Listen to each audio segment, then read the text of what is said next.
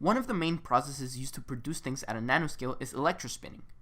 The main goal of electrospinning is to convert a polymer, which is a really heavy molecule, into a fiber which is so small its radius reaches nanometric measures. For clarification, a fiber can be viewed as a string which can then become part of a greater group of strings called a membrane.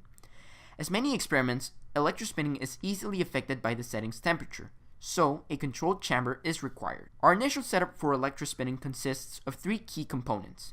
1. A voltage generator. 2. A syringe with a polymer. And 3. A collector. Many types of polymers have been found to be useful to create nanofibers. In fact, it is the material they're made of what determines their shape. The first step is to run a voltage through the collector and the syringe.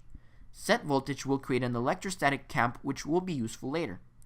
Now, scientists consider multiple variables to modify the physical properties of the nanofiber. Through experiments, it has been shown that a higher voltage can result in more uniform fibers.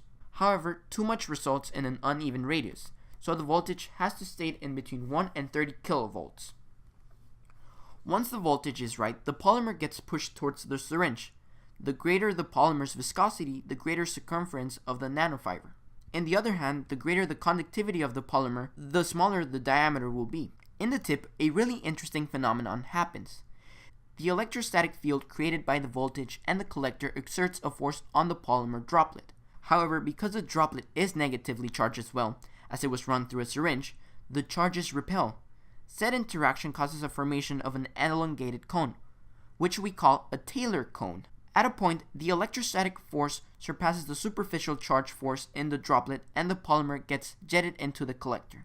The solvent evaporates, and the only thing remaining is the fiber, which is constantly being stretched by the electrostatic field. This causes the fiber to acquire a nanometric unit, and this is what gives it such interesting properties. Finally, the voltage is cut from the circuit and the fiber is removed. The main use that these have had throughout the years is in the medical field. You see, these nanofibers provide a sort of membrane for many types of medicine. So their job is to wrap around the medicine and regulate the rate at which it is released in our body. Another way medicine has used nanofibers is for skin implants. Whenever people lose skin, nanofibers can be applied, and that stimulates our body to generate more skin. It's not simply a patch of skin.